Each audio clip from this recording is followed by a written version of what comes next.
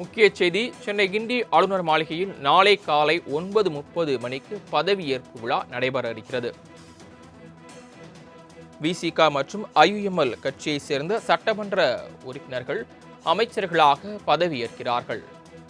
தமிழக பொறுப்பு ஆளுநர் அர்லேகர் இருவருக்கும் பதவி பிரமாணம் செய்து வைக்கிறார். கூடுதல் விவரங்களை செய்த நௌசாத் வழங்க கேட்கலாம். நௌசாத், விவரங்கள். வணக்கம் சரவணன்.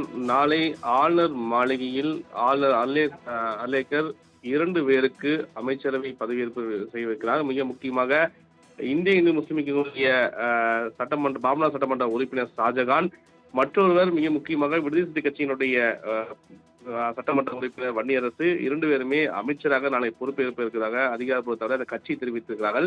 அதே போல ஆளுநர் மாளிகையிலிருந்து சரியா 9:30 மணி அளவில் பதவியேற்பு செய்து தரப்படும் என அறிவிப்பும் வெளியிட்டிருப்பது மிக முக்கியத்துவம் பார்க்க முடியும். ஏனென்றால் யாருக்கு அமைச்சரவை, குறிப்பாக கூட்டணியில் பங்கு என்ற ஆட்சியில் பங்கு என்ற அடிப்படையில தொடர்ந்து தாவேகா ஏற்கனவே தெரிவித்திருந்தது. அந்த அடிப்படையில் திருமாவளவன் இந்திய முஸ்லிம் கட்சிகள் பங்கு பெறுவார் என்ற எதிர்பார்ப்பை நீடித்திருந்தால், குறிப்பா ஆதவர்ஜனா கேட்டுக்கொண்ட அடிப்படையில் நாங்கள் இந்த அமைச்சரவையில் பங்கேற்கிறோம் என்ற கருத்தை மிக முக்கியமாக திருமாவளவன் கூட பத்திரிகா சந்திப்பில் தெரிவித்திருந்தார்.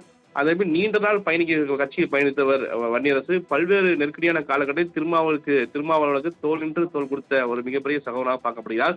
அவர் அமைச்சரவை இடம்பெறுவது மிக முக்கியமாக பார்க்கப்படுகிறது. அதே போல இந்திய முஸ்லிம் கடந்த தொடர்ந்து திமுக கூட கூட்டணியில் இருந்து வந்தவர்கள் தொடர்ந்து பல ஆண்டுகாலம் திமுகவை பயணித்திருக்கிறார்கள். ஆனால் அமைச்சர் இடம்பெற்றதில்லை. முதல் முறையாக அமைச்சர் இடம்பெற இருக்கிறார்கள் என்பது மிக முக்கியத்துவம் வாய்ந்ததாக பார்க்கப்படுகிறது. அந்த அடிப்படையில் ஷாஜகான் அவர்களுக்கு சிறுபான்மை நலத்துறை அமைச்சராகவும், வன்னியரசை பொறுத்தவரைக்கும் ஆதிதிராவிட நலத்துறை அமைச்சராகவும் பொறுப்பேற்பதாக தகவலியா இருக்கிறது. சரவணன், தாங்கள் வழங்கிய தகவல்களுக்கு நன்றி நௌசாத்.